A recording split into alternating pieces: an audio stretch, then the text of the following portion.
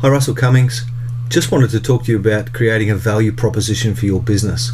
Now, this is a tool that I've borrowed from the guys at Balanced Scorecard, probably one of the most influential books on business strategy and planning in the last 10 years by a couple of guys called Kaplan and Norton from Harvard Business School.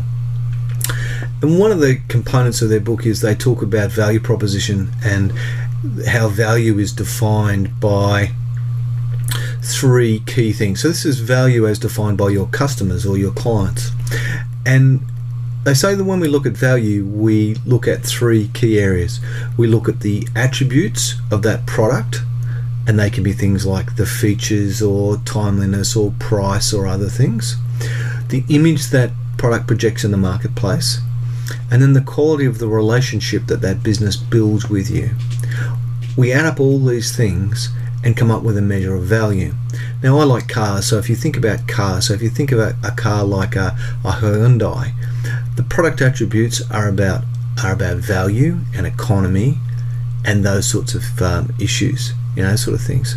Whereas the image is very much around family, economical, those sort of things. The relationship, they don't spend much time building a relationship with you because the value is not in the product to do that.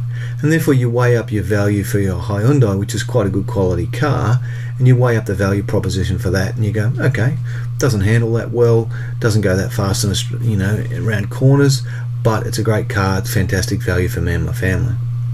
If you then take one of the European marques like BMW or Audi or Mercedes, insert European car of your choice in here, you say, well, what are the product attributes? And the attributes for us are, often around engineering and sportiness and handling and, quality, those sorts of things. The image is very much around prestige and sportiness and that European thing. And then they take time to build relationships with you and understand how you interact, because they want you to come back and buy from them again and again and again. So they spend some time on that sort of stuff. You get the magazine, you get invited to drive days, all those sorts of important things that help build the relationship with you. And those three things, the attributes, the image, and the relationship, all add up to the value.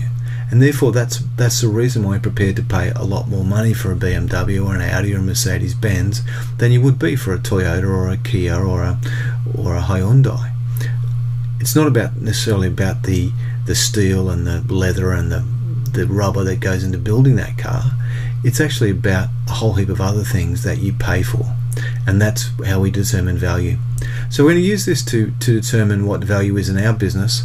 What I get you to do is brainstorm what are the 3 or 4 key words that define our product attributes, or the attributes of our service. What are 3 or 4 words that define the image we want to project in the marketplace? And lastly, what are 3 or 4 things that tell us about the quality of the relationships you want to build with your customers? So what we'll end up with is a question that says, our products must, the image we project in the marketplace should be, and the quality of the relationships, quality of our relationships will be built upon. So they're the sort of questions you want to ask. You'll end up with 3 or 4 words in each. I'll then get you to go back and say, okay, so let's say one of the image you might have is prestige.